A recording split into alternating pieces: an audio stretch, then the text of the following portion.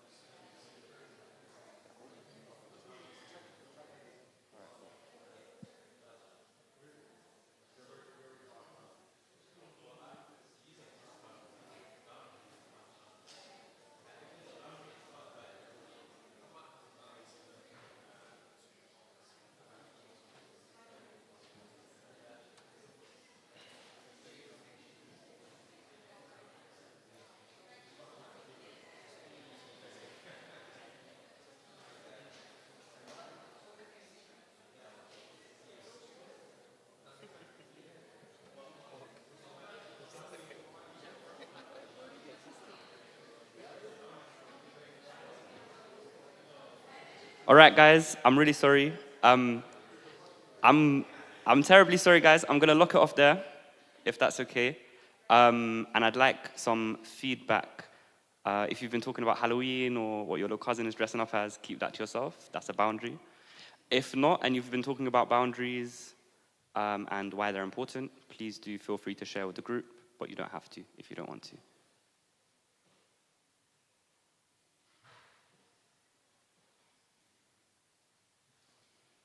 Yep. You have a second mic? Yeah, cool. That's it. I think it's about limits. I think each person has their limit, and it's kind of about respecting that and not, I guess, crossing that line. Yeah, absolutely. So we've got limits, and it's about respect for limits and not crossing that boundary. Does anyone else have any other ideas about what a boundary could be or why it's important? Yep, right at the front. I would define a boundary as something you're not willing to compromise on. Yeah, and I think it's important because I would say you have to teach people how to treat you. Because when you first meet them, they don't know how to handle you. They don't know your temperament. So you're always adjusting to every person you meet. Okay, that's a very good answer as well. So it's something that kind of guides how you're treated, and it's something that you need to set constantly or repetitively, and you need to teach people. That's a really good point as well. Does anyone have a final point they want to add to that? Oh, yeah. For me, boundaries are like the lines I put in place so that I remember what is important to me. And I think if you don't have clear guidelines of what's important to you, it's so easy to just like put a foot out the perimeter and just keep walking. Whereas the boundaries, like the fence, so you know once you've hit the fence, you reel yourself back in. Okay, you've done something really interesting there. You've done 2 things that are really interesting. Thanks. So far, we've been talking about boundaries as a social collective thing between myself and someone else. you've made it something I do with myself, so it's something that's internal. And the other thing is you started to link to values. So it sounds like potentially, depending on the values we have, or depending on the kind of person we are, we might have a different set of values. And you've made it a bit more of an internal process. So I've got a definition here. I don't think this is the definition of values. This is the one that I could find in the literature. It's actually a Ukrainian study. But here the definition is personal boundaries or limits refer to the internal boundaries that an individual establishes for themselves in their interactions with the surrounding world and other people. So we did kind of get that from your answers for sure. And these boundaries determine what kinds of behavior, communication, or influence she accepts from others, as well as what she is willing to give and receive in interactions with others. So that kind of refers to your point as well about negotiating or letting people know what your boundaries are. And then boundaries obviously have a lot to do with our upbringing, attachment styles, culture. We'll cover that very briefly, but not in a lot of detail because we've got not a lot of time. This is not a perfect definition, but it's the definition that we're going to work with for today. And then I'm going to briefly talk to you guys about why boundaries are important for mental health and well-being. Again, not a lot of studies in the literature, so I've had to extrapolate a little bit. So the first study we're looking at is across 7 different cultures, and there's quite a range there, everything from Italian to Malaysian. It was reported that better work-life balance was related to greater life and job satisfaction. That's important because work-life balance, of course, depends on career, but it also depends on what kind of boundaries a person sets. The second study was carried out, this is an interesting one. So it checked out age and personality in relation to the relationship, stay with me, between socializing and well-being. And what they found was people that were, this is not going to be shocking for the introverts in the room, but people that were more introverted had less of a link between socializing and well-being compared to people who are extroverted. And younger people like to spend more time with their friends, whereas older people like to spend more time with their family. So now you might be thinking, what has this got to do with boundaries? Well, if everyone has a different propensity for who and where and how they want to spend time, the way that that will have to be regulated, and it does relate to your well-being, is probably by setting some kind of boundaries. And yeah, if you saw the weather outside today, for example, and you're on your way to an outing, and you're already introverted, a boundary might be, I can't leave the house in a storm, for example. Then finally, our final bit of research is about something called assertiveness training. This is essentially done with people who, for whatever reason, feel like they are not as assertive as they would like in the workplace. They're a bit too agreeable. They find it hard to say no. They find it hard to set boundaries, and so on and so forth. This kind of therapy was actually tried out with people who are in university and in the workplace. One of the studies is actually in Egypt, the other one's in Iran. And they did find that there were lower rates of stress, depression, anxiety, and better well-being, generally speaking, when people completed assertiveness training. I'm going to talk to you guys a little bit about faith and why it's important, because we're at church, and I'm hoping you guys are expecting that. It's not going to be too out of the ordinary. But if we look at these verses from Matthew about being salt and light, there's the idea that Christ calls us the salt of the earth, and if salt loses its flavor, it's good for nothing to be cast out and trodden underfoot. So for me, when I was thinking about boundaries and I was looking at this verse, what I thought was perhaps if a person lacks all internal boundaries and is compliant to whatever setting they're in, and they lose what sets them apart, they lose their flavor, I suppose. And I think there's probably more depth to that metaphor. And then the second example is light. And I think it's kind of the same by light. We're called to be light to the world around us. If we lose our light and become the same as the darkness that we see in the world around us, potentially, then we have kind of failed in our calling. And the final bit is kind of about light being hidden. So the idea is that if you're light, you should be bright somewhere it's dark. And that requires you to have some kind of boundary as well. The second verse I wanted to draw on was from Mark. And it's the love your neighbor as yourself verse. I think very often we focus on the love your neighbor bit, and we forget the as yourself bit. And I think self-love or love of self is very important if you're going to make that verse connect. Because if you don't love yourself, the verse becomes somewhat meaningless. And one way that we can love ourselves really is by having some degree of boundaries. And I think that helps balance the verse out.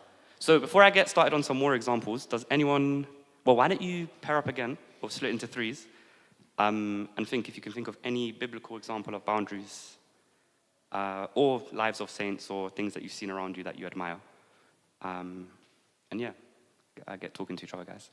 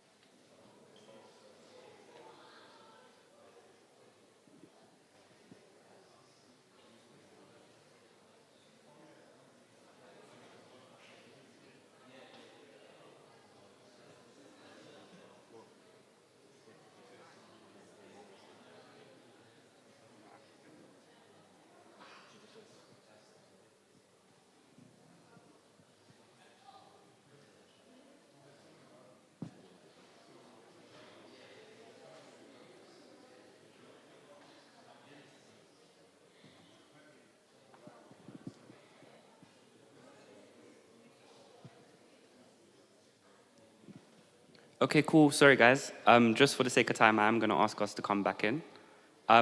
Is anyone... Okay, Munir, let's go.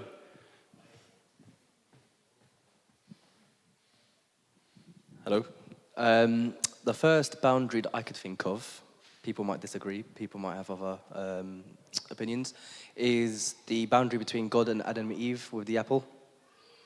That boundary was crossed. Consequences happened. Superb example. Thank you, Munir. That did not come to mind for me at all. That's why we used the group. Thank you, Munir. We've got another hand up. Ancient Israel, they had, like the children of Israel, they had a boundary with like intermarriage. They weren't meant to like marry with like the pagan nations. Whenever they crossed that boundary, it was always like a mess, basically. Yep, so that's a very good example. If you look at the Old Testament, Leviticus and other books, there's quite a lot of very strong rules and boundaries there. Absolutely. Anyone else? Okay, there's one at the front.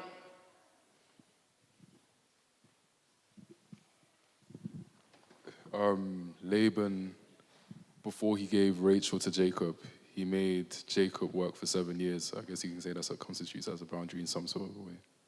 Absolutely, absolutely. I did not know about that. 7 years. That's a man who loves that woman a lot. That's excellent. Thank you. Okay, I'm going to go through a few from the life of Christ very quickly. And I'm glad that you guys have largely actually stuck to different examples, Old Testament examples.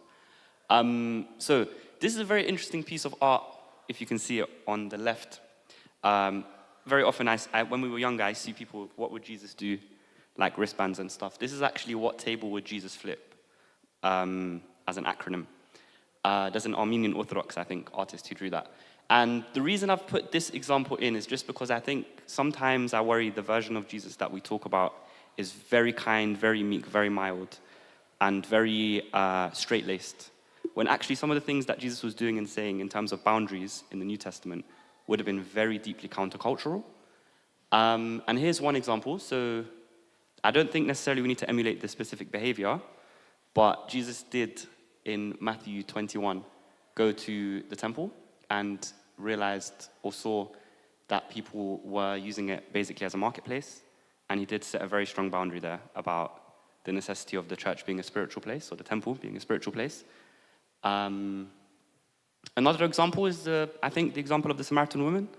So this was an example where a woman was caught in adultery, and the Pharisees and Sadducees decided to basically test Jesus by trying to get him involved with the stoning of the woman, which would have been according to the law, I believe, at the time. And they did. He is kind of trying to keep himself to himself. And when they bring him into it, he says, "Whoever's without sin, let them cast the first stone."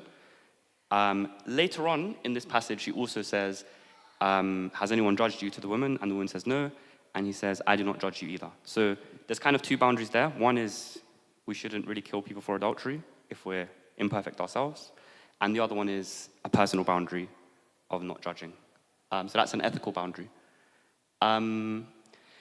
Here's another interesting one. This one is a bit of interpretation on my part. You are very, very free to disagree, but this is quite early on in Luke. There is Jesus becoming a lot more popular after performing quite a few miracles. And what we see is that people start to follow him, and they really want to be healed, and they really want him to speak, and they really want him to be out in public. And if we look at verse 16, it says, "But Jesus often withdrew to lonely places and prayed." So that sounds like perhaps setting aside time for alone time, or just to be by oneself, which could be seen as a boundary. And then finally, just to give a little bit of flavor to the examples, this is an example of flexibility, perhaps. So if we think about the wedding at Cana, Jesus goes to a wedding and they have no wine whatsoever, which, well, back then I suppose you needed the wine for weddings. I'd argue maybe the same today, but that's probably a little controversial. And Jesus was asked by his mom, Mary, to help out with this. And he says, "My hour has not yet come." But eventually, he actually decides to get involved and to turn the water into wine. And I think that's a good example of flexibility. So with our boundaries, after this talk, the idea is that there should be a happy middle ground, perhaps, and that we shouldn't be absolutely rigid all the time. And this is a good example of that. Actually, before we move on, does anyone else have any other examples from the life of Christ or the New Testament that they want to discuss? Just because I'm aware I've been talking for a few minutes. Nah? Okay, it's a little quiet. All right, cool. We'll get into the slightly more psychological side. So over here, we've got 3 different types of boundaries that psychologists sometimes refer to, or therapists or counselors or professionals or people would refer to when we think about boundaries. So the first, we've got very porous boundaries. So that's someone who really doesn't have very many boundaries, doesn't say no, bit of a yes man or yes woman, yes person, quick to adopt other people's opinions or values, avoids conflict, doesn't assert their views, and communicates very passively. The second is a healthy, well, let's do the third first. The third is someone who's very, very, very rigid. So keeps people at a distance, is very untrusting, very guarded, tends to say no, and has very inflexible values. And then the final, we have like healthy boundaries. And you can see that there's a dashed line, and like green and red. And that's because there's a bit more selectivity there, there's a bit more flexibility. There's the ability to be flexible, but there's also the ability to assert oneself. And I'd encourage you not to think about yourself as one of any of these, but to think about these as just like examples that you can apply to different situations. This is very small, so you're probably not going to be able to see that. But when we think about boundaries, there are a lot of different kinds of boundaries. Some people talk about 6 or 7 types of boundaries. So you have, for example, emotional boundaries. So thinking about how emotionally deep we want to get in a conversation. We've got material boundaries. A big example of that was when I was in year 7, the year 11s would come up to us and say, "Hey, little man, lend me £1." And when I first was in school, I used to say, "Yeah, bro, of course, I'll lend you £1." And I would lend them £1. And then I'd see them in the playground and I'd say, "Where's my £1?" And he'd say, "What? Who are you, bruv?" And I would never get my £1 back. And then I realized very quickly that you can't lend money to year 11s. That's a material boundary. There's conversational boundaries. There might be certain people you can't have certain conversations with. Physical boundaries. You might not want people very close to you all the time. Time boundaries, how long you're willing to spend. So I've got a time boundary today, which I'm trying to stick to. And so on and so forth. There might even be some boundaries that are not on there. So one that you see sometimes is sexual boundaries, which is very important. And there's probably quite a few other boundaries. Intellectual boundaries is another one that some people include. All right, so it's very important that when we talk about anything psychological, we think about culture, because we don't exist in a vacuum. I'm of Egyptian heritage. I'm allowed and able to talk about Egyptian culture. Not everyone in the room is of Egyptian heritage, so I'm going to use my culture as an example, but I'm here really asking you to think about your own cultural backgrounds, whatever that is. The UK is very individualist, so the UK tends to think about personal achievement, personal success, independence, and those are some of the traits that are valued. Egypt, or at least the Egypt that our parents grew up in, is a lot more collectivist, so there's a lot more الناس هتقول إيه, what will society say? What does the family need? What does your brother need? What does your mum need? What does your grandma need? Which can be positive or negative. So for example, for me, my wife is hopefully going to give birth in the next month. There's a tradition that the mother-in-law steps in and helps drastically, whereas some people in the West don't have traditions like that. The difficulty comes when we start to think about boundaries, because in the West, boundaries are something that's relatively okay, normal, fine. Whereas if you're from a more collectivist background, and a lot of the countries in the global south are a little bit more collectivist, that could be a bit more difficult. So I'll give an example. Aunties at church seem to think it's absolutely fine, normal, correct, rational to comment on beard length, weight, attire, and other topics. Whereas in Western culture, that would be seen as a bit of a strange thing to do. And that would be a boundary that would be much harder to set in Egyptian culture than Western culture, for example. Just because I'm aware we're talking about one culture and there's not one culture in the room, does anyone else have any other culture or any ideas from any other culture they'd like to discuss or share with the group?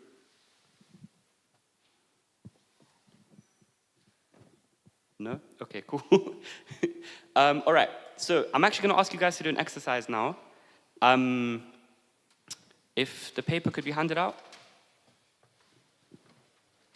Cool, thank you. And pens, which I've got here somewhere. Yeah, guys, just sit tight for a sec.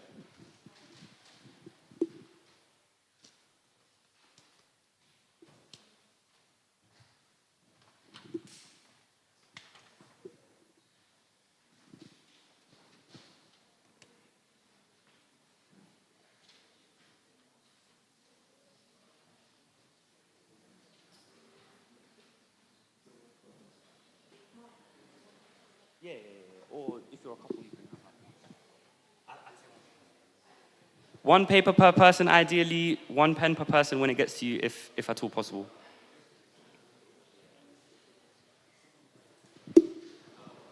Okay, so for those of you who have got your paper and pen, I'm going to start off very simple. I want you to draw a circle in the middle of the page and put your name in it.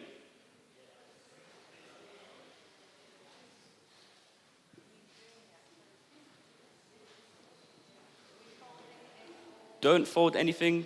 Just put your name in the middle of the paper with a circle around it. If you want to fold it though, like, do what you want. That's your boundary, all right. I think they're handing them out.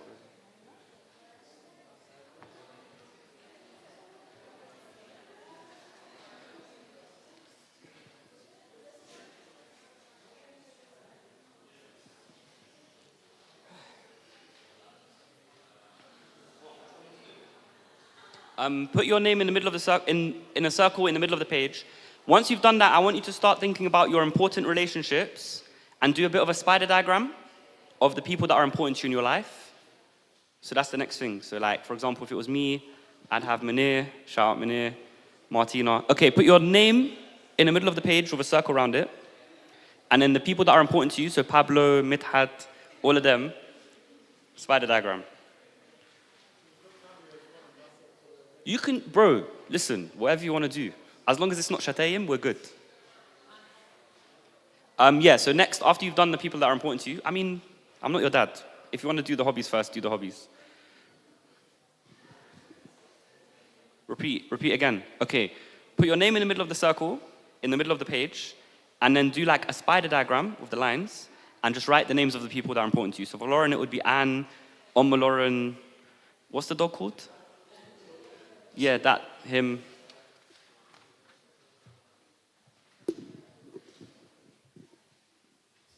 Martina, I better be on yours, I can't lie. Nah, I'm not going to do it. Yeah, so just put Tony, and then in a circle. And then put the people and things that are important to you. Oh, pens, okay. All right, well, those guys over there need pens. Those guys over there need pens. They just walked in next to Mom. All right, is everyone okay? Does anyone have any questions so far?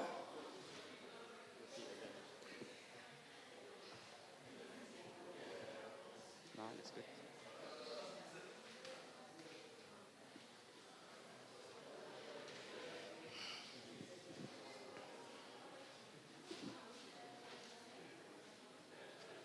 All right, superb. For those of you that are good with that section, that's great. For those of you that need a little bit more time, that's absolutely fine as well. Tony, can I get the clicker, please? Here's a very excellent example. So yeah, it's very simple. Put your name in the middle, people that are close to you, important to you, do it as a spider diagram, and then move on to your hobbies, interests, work, other things that are important influences in your life at the moment, diet, whatever it is.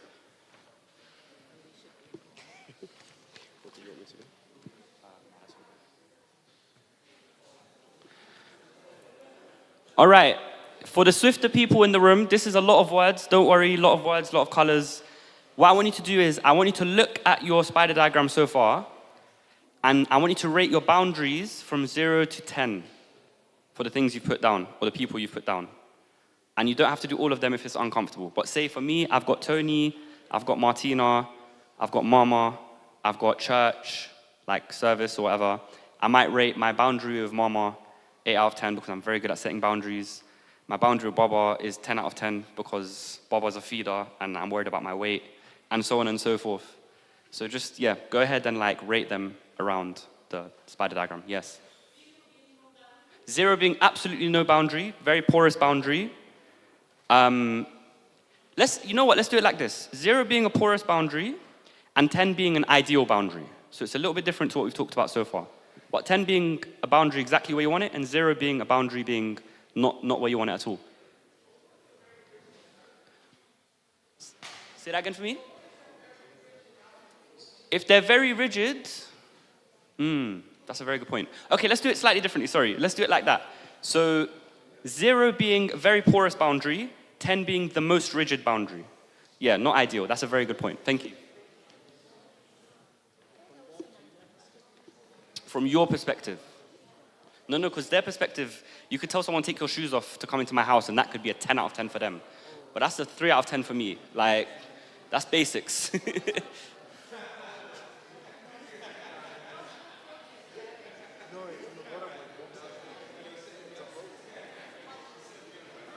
Yes. Yeah.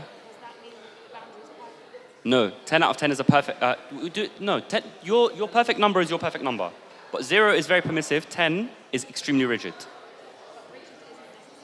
No, it's not. 10 is not good in this example. 10 is rigid, yeah. So a very good question at the front. 0 to 10 is not a rating of how good it is. 0 to 10 on how permissive or rigid it is. Thank you to the person at the back. So 10 out of 10 does not mean you're doing perfect. 10 out of 10 means you're a very rigid person with very rigid boundaries. 0 is a yes man, 10 is يعني ربنا معك.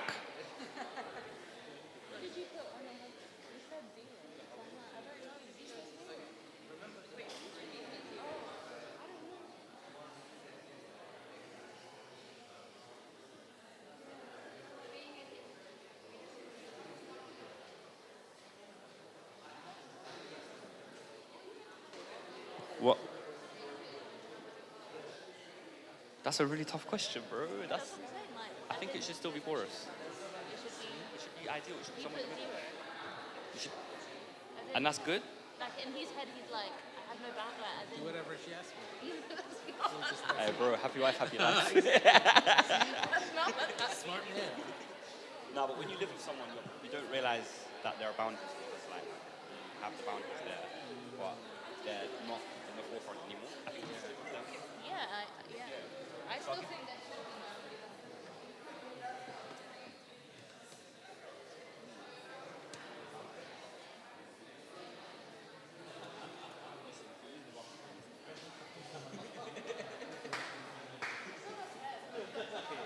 if I live with someone, I tell them that very early on, or like you need to talk to them. I'll forget about the mention. So I'll say I don't want it, but I have done it. They start doing that. That's close.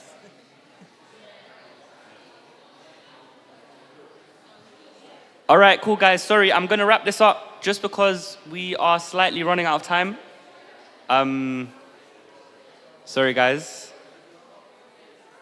If at all okay. So, yeah, the idea of this was just to get you guys to think a little bit about your own boundaries. Lauren, bro, I'm trying to chat to you, Lauren. Come on. Focus, bro. All right, cool. Now that we've done that, I hope we've got an idea from 0 to 10 of how our boundaries look. There's no ideal number necessarily, but it shouldn't be 10 and it shouldn't be 0. That's for you to think about. But we're going to talk very briefly about setting boundaries and how setting boundaries would look, specifically from therapeutic materials. All right, so this is actually a really cool book that you guys should check out if you want to know more. Set Boundaries, Find Peace. It's by a counselor/therapist in the United States. And the first thing that she goes through, or one of the first things she goes through in the book is when to know that you might need to set boundaries. And she says stuff like feeling overwhelmed, resentful towards people who ask for help, avoidant of interactions with people or their phone calls, especially if we think people are going to ask us for help, feeling burned out, having no time for yourself, and feeling like you're always helping other people and not getting much in return. My issue with this list is it's a little bit generic. That could be someone with insomnia or constipation. But we're not using psychological studies, we're using books to keep it friendly and colorful. But yeah, that's a start. When we set boundaries, one of the things that's very key is assertive communication. And assertive communication lies on a bit of a continuum. So on one end, you've got passive, which is someone who probably talks very quietly, might have their body language a bit like this, doesn't necessarily set boundaries very often, is very agreeable. On the other end, you've got like your stereotypical Egyptian, loud, direct, aggressive, shouting, very critical and doesn't always listen, kind of like won't let you get your full stop in, is jumping in the middle of the sentence. There's another one which we talk about sometimes, which is passive aggressive. So this is indirect, doesn't actually state how they feel, expects a person to guess, and can deny there's a problem or feign cooperation, which is unhelpful in a situation. What we're aiming for is somewhere in the middle, so assertive. So this is being very direct, using I statements, using a good tone of voice, listening, negotiating, and so on and so forth. So we need to think about our stance before we even get into a conversation about boundaries. And part of that is actually monitoring your emotions. So if you know that you're very angry or very frustrated, it might be that you need to sit out, calm yourself down, and then get back into the conversation when you're in a place that you can listen and use the right tone of voice and the right body language and so on. Tawab, who wrote this book, talks about 3 steps for boundaries. I find that 1 and 2 are very permeable, but she has 3 steps for the boundaries. So 1 is to be very clear. So as we said, manage your emotions, talk very clearly, talk very directly, talk very precisely, and state your needs, which is the second point. So you need to use I statements. So if I'm setting a boundary with, let's say, Munir, and I say to Munir, this is a real boundary. You need to take your shoes off in the house. People don't come into my house without shoes. There's 2 ways I could go about that. If I was being very passive, he'd walk in with the shoes, and I'd be like, shoes. That might not work. If I was being passive-aggressive, I'd say something like, I like your shoes, bro. And he might say, thanks. And then we'd move on with our day, and that wouldn't work either. If I was being aggressive, I'd use words that I wouldn't use in church. My voice would get loud. I might throw things across the room, and he'd probably take his shoes and leave. So that wouldn't work either. So the ideal would be somewhere in the middle. It would be, bro, you know I told you about shoes in the house. I don't like shoes in the house. And there's I statements. So as long as we stick to I instead of you, we're more likely to be assertive, and we're more likely to state what we need in the situation. And then finally, a very important point is about managing discomfort. For a lot of us, if we're quite empathetic and caring people, We can feel quite a few emotions in relation to setting boundaries. It could be anxiety, shame, sadness, and quite a few others. And we do need to, awkwardness as well, so it could be quite awkward. And we do need to manage that, and we'll talk a little bit more about that in future. This is an acronym called Dear Man. It's very small, I do apologize. I was hoping for a slightly bigger screen. Maybe we can send it afterwards, ideally. I was gonna print it out, but we didn't have time. So Dear Man stands for describe, so describe the situation. Express your feelings, so if we're using the Munir example, Munir has never walked into my house with shoes, just for the record, but we're gonna use that example anyway.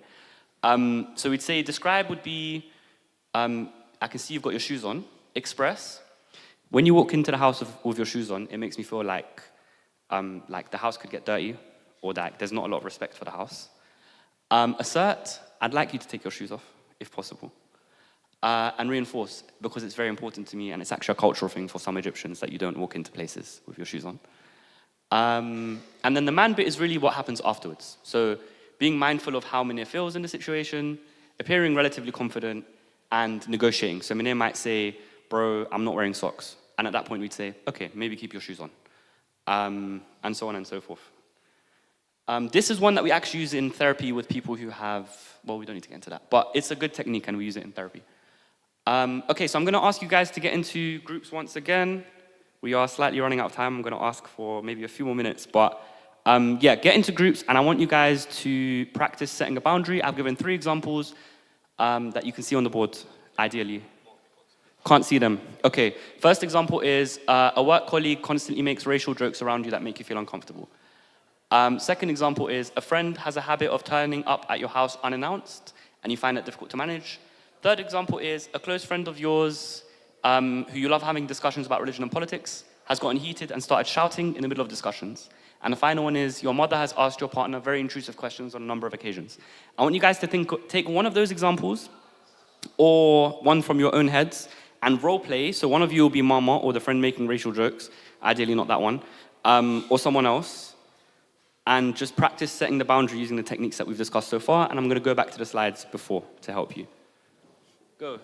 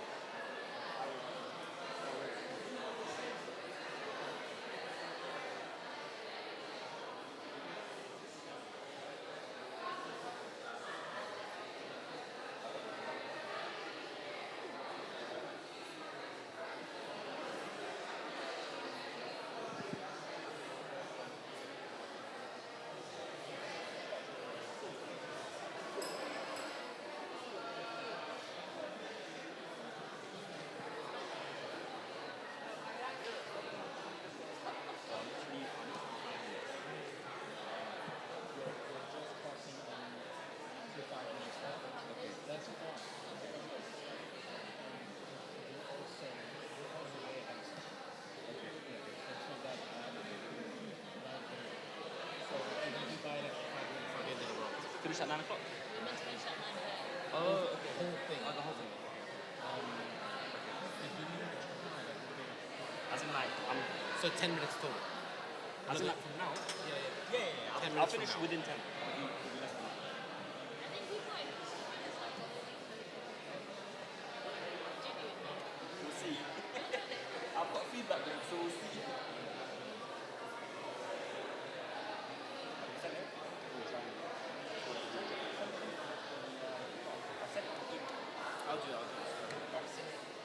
I've got access to the school, but I just don't have the PowerPoint to send it. So if you send me the PowerPoint.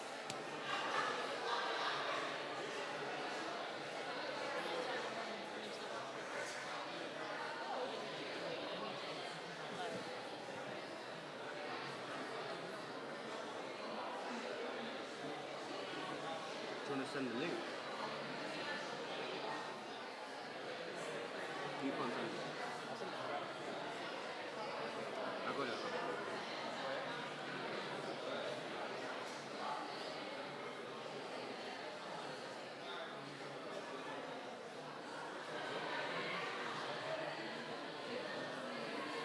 live stream mic is on, so anything you said has been captured.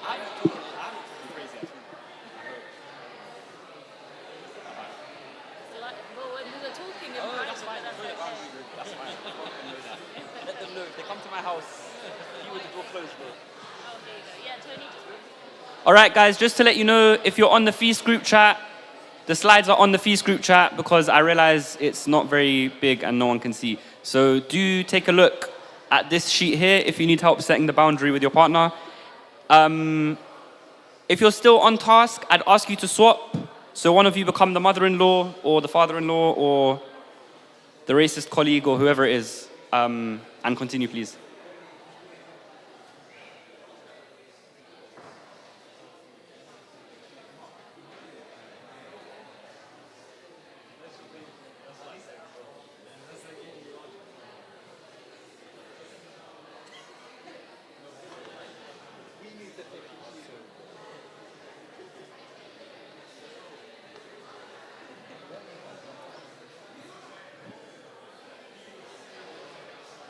Salam should have been there, like a surprise.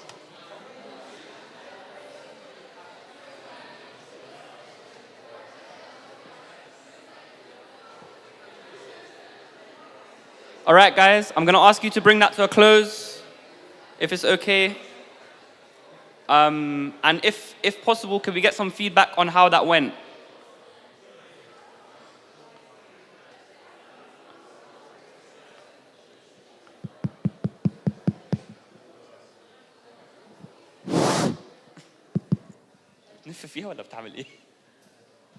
Okay, guys, how did that go? Assuming that things went relatively smoothly and you could see the slides and stuff. How did that go? How did we find it?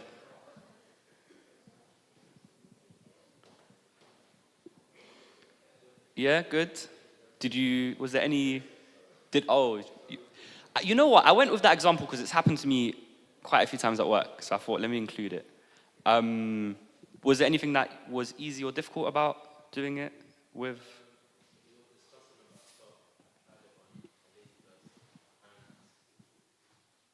So I'm gonna say what we said amongst each other. So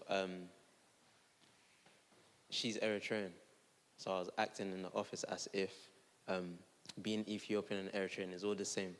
So I was trying to like trigger that point in her. That was not part of the example. Good creative thinking, but yeah. That's not the racial. Okay. I thought that's what I was going for with the racist thing, innit? So if you're at the office and then what would she say in response to that? Did I totally do something else? Or? No, that's cool. That's cool. Okay. And how did the boundary bit go?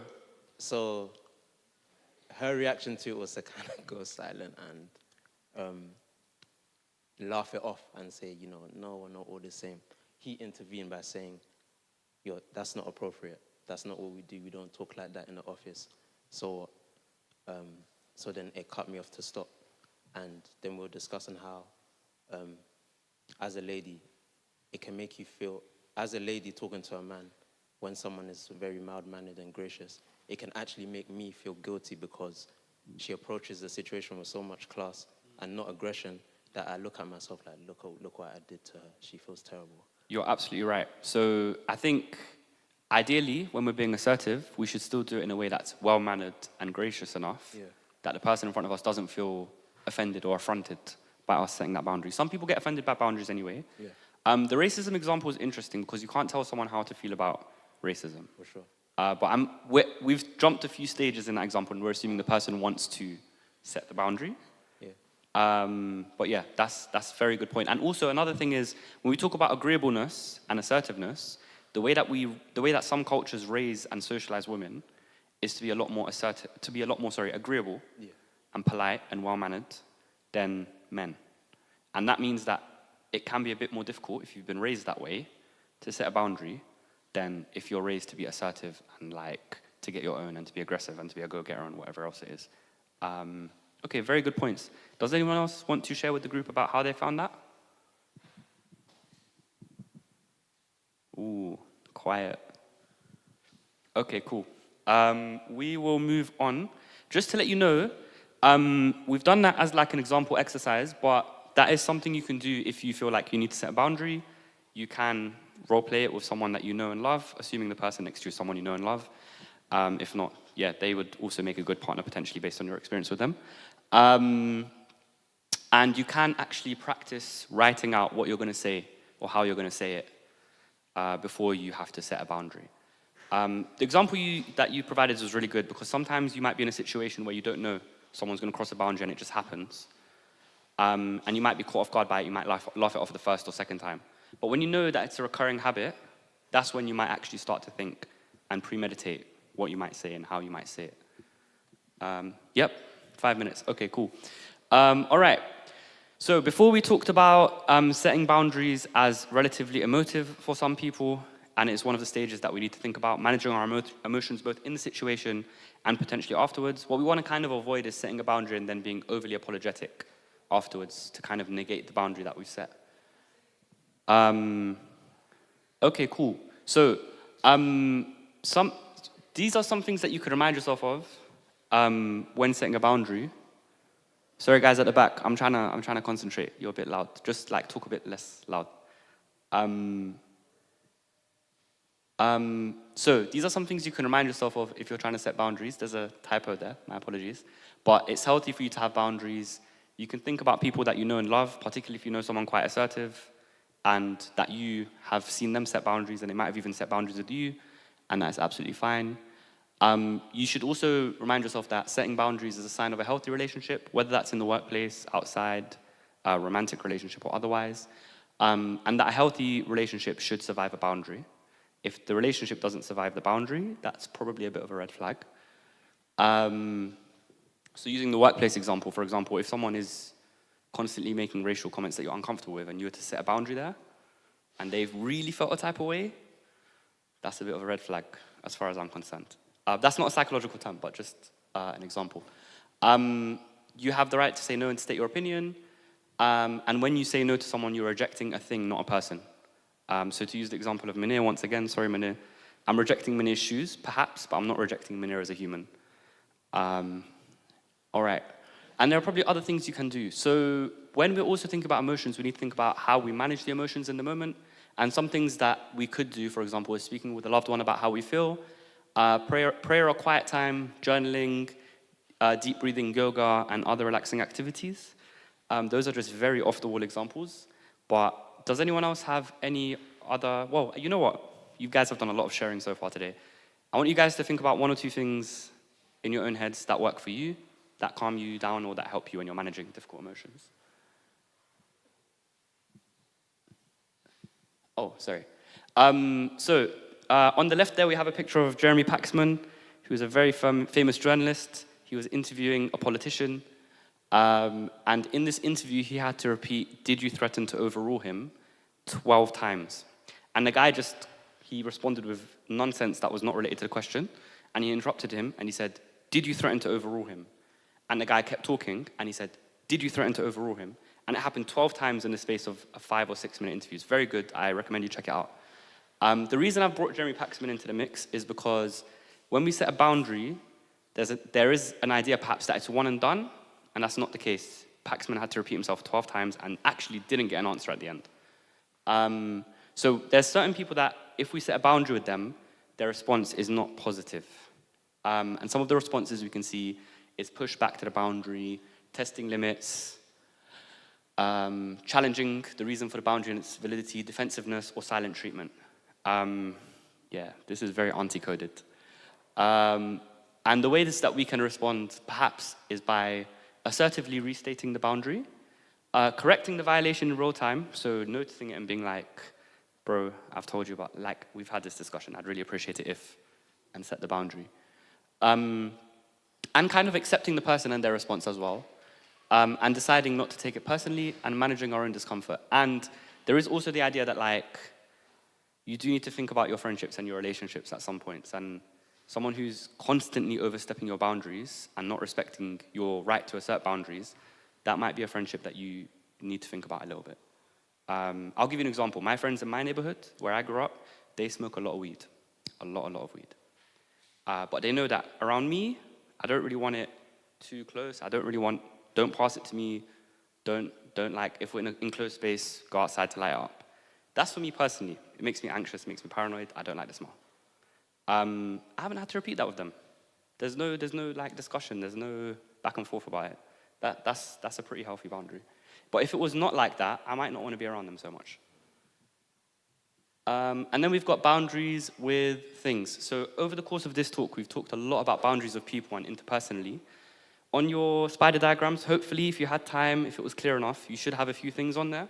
So it could be anything. It could be going to the gym, screen time, hobbies. It could be work. It could even be drinking.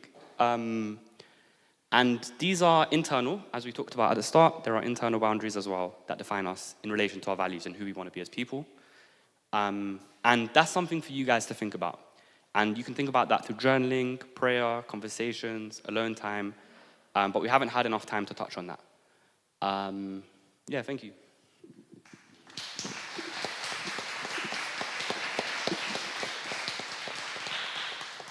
Oh, are we doing questions? All right, cool. Yeah, thanks for your talk.